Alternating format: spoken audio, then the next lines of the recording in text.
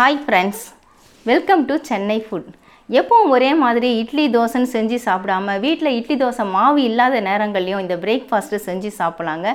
ரொம்ப டேஸ்டியான வீட்டில் இருக்கக்கூடிய பொருட்களை வச்சு ரொம்பவே சுவையான பிரேக்ஃபாஸ்ட் எப்படி செய்கிறதுன்னு பார்க்க போகிறோம். வாங்க பார்க்கலாம்.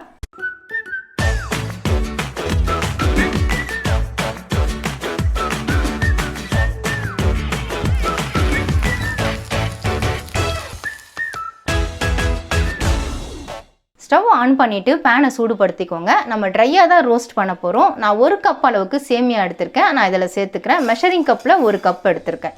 இதை ஒரு 2-3 நிமிஷம் நம்ம மீடியம் ஃப்ளேமில் வச்சுட்டு வறுத்து விட்டுக்கணும். இப்போ சேமியா நல்லா வறுபட்டுடுச்சுங்க. நான் கிட்டத்தட்ட 3 நிமிஷமாக வறுத்துட்ருக்கேன். இதை பாருங்கள், நல்ல கோல்டன் கலரில் இருக்குது. இப்போ நம்ம 1 கப்பு சேமியா எடுத்ததுனால அதே கப்பில் நான் 1 கப்பு ரவை எடுத்திருக்கேன். அதையும் நான் அதில் சேர்த்துக்கிறேன். இந்த ரவையும் மீடியம் ஃப்ளேமில் வச்சுட்டு 2-3 நிமிஷம் நல்லா வறுத்துக்கோங்க. ரவையும் நான் மீடியம் ஃப்ளேமில் வச்சுட்டு 3 நிமிஷமாக வறுத்துட்ருக்கேங்க. இப்போ நல்லாவே வறுபட்டுடுச்சு. நம்ம ஸ்டவ் ஆஃப் பண்ணிக்கலாம். இதை மிக்சிங் பவுலுக்கு மாற்றி விட்டுக்கலாம்.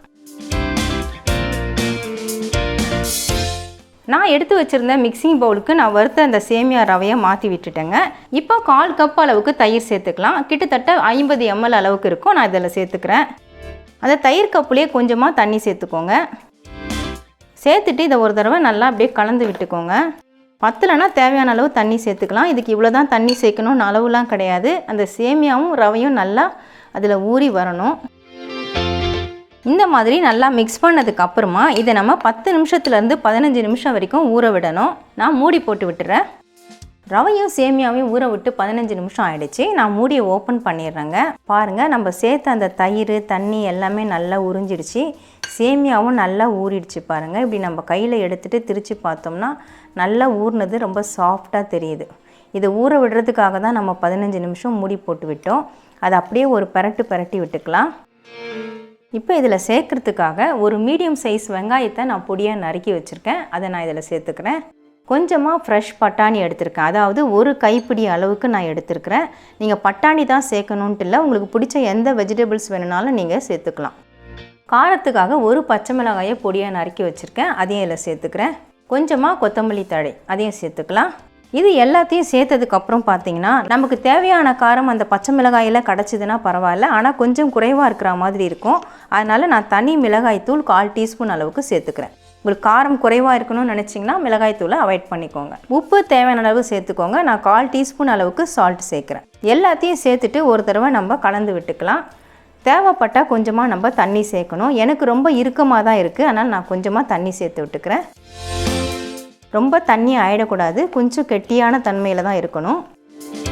எப்போ பாரு இட்லி தோசைன்னு சாப்பிடாம கொஞ்சம் வித்தியாசமாக இந்த மாதிரி நம்ம பிரேக்ஃபாஸ்ட் இல்லை டின்னர் செஞ்சு கொடுத்தோம்னா வீட்டில் எல்லோரும் விரும்பி சாப்பிடுவாங்க. இது கூட நீங்கள் கோஸு கேரட்டு இந்த மாதிரி எந்த வெஜிடபிள்ஸ் வேணுனாலும் நீங்கள் நல்லா பொடியாக சாப் பண்ணிவிட்டு சேர்த்துக்கலாம்.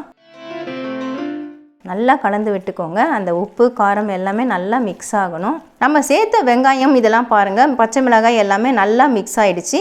இந்த மாதிரி நல்லா மிக்ஸ் ஆகிற மாதிரி பார்த்துக்கோங்க. இந்த அளவுக்கு திக்னஸ் இருக்கணும், ரொம்ப தண்ணியாக இருக்கக்கூடாது. நம்ம எடுத்து போட்டால் இந்த அளவுக்கு நல்லா திக்காக இருக்கணும்.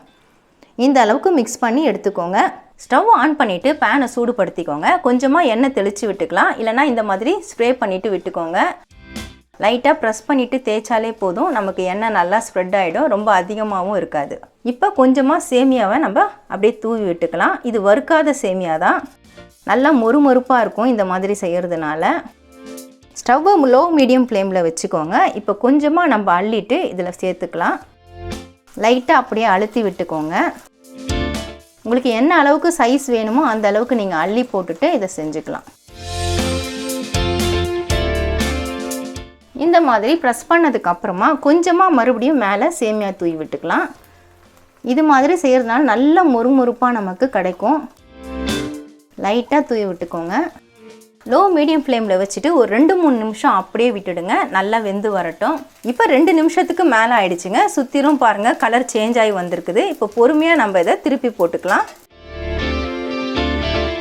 திருப்பி போட்டு லைட்டாக இந்த மாதிரி ப்ரெஸ் பண்ணி விட்டுடுங்க. பார்க்கும்பொழுது எப்படி இருக்குது பாருங்கள், நல்ல கோல்டன் கலரில் வந்திருக்கு. இதே மாதிரி அந்த பக்கமும் கோல்டன் கலரில் வரணும். மறுபடியும் ஒரு 2-3 நிமிஷம் அப்படியே விட்டுடுங்க. லோ மீடியம் ஃப்ளேமில் வச்சு தான் வேக விடணும். அப்போ தான் நல்லா முறுமுறுப்பாக வெந்து வரும். திருப்பி போட்டு ஒரு 2-3 நிமிஷம் ஆயிடுச்சுங்க. மறுபடியும் நம்ம திருப்பி பார்த்துடலாம். பாருங்கள் சூப்பராக நல்லா கலர் சேஞ்ச் ஆகிருக்கு, நல்லா வெந்து வந்திருக்கு. இப்போ நான் ஸ்டவ் ஆஃப் பண்ணிவிட்டு இதை நான் பிளேட்டுக்கு மாற்றிக்கிறேன். அவ்வளவுதாங்க, நல்லா மொறுமொறுப்பான ரவையும் சேமியாவும் வச்சு ரொம்பவே சூப்பரான டேஸ்டியான நம்ம breakfast and dinner recipe ready பண்ணியிருக்கோம். இதை நீங்கள் மார்னிங் பிரேக்ஃபாஸ்ட்டுக்கும் செஞ்சு சாப்பிட்லாம், டின்னருக்கும் செஞ்சு சாப்பிட்லாம். வீட்டில் இட்லி தோசை மாவு இல்லாத நேரங்களில் இந்த மாதிரி நம்ம செஞ்சு கொடுக்கலாம்.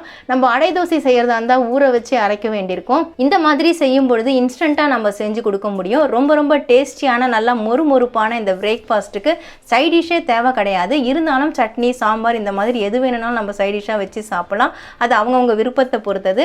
ரொம்ப சுலபமாக செய்யக்கூடிய இந்த டிஃபன் ரெசிபியை நீங்களும் கண்டிப்பாக ட்ரை பண்ணி பாருங்கள். வீட்டில் இருக்கக்கூடிய ரவையும் சேமியாவும் வச்சு ரொம்ப ரொம்ப டேஸ்டியான பிரேக்ஃபாஸ்ட் அண்ட் டின்னர் ரெசிபி ரொம்ப சுலபமாக எப்படி செய்கிறதுன்னு வீடியோவில் பார்த்துருப்பீங்க.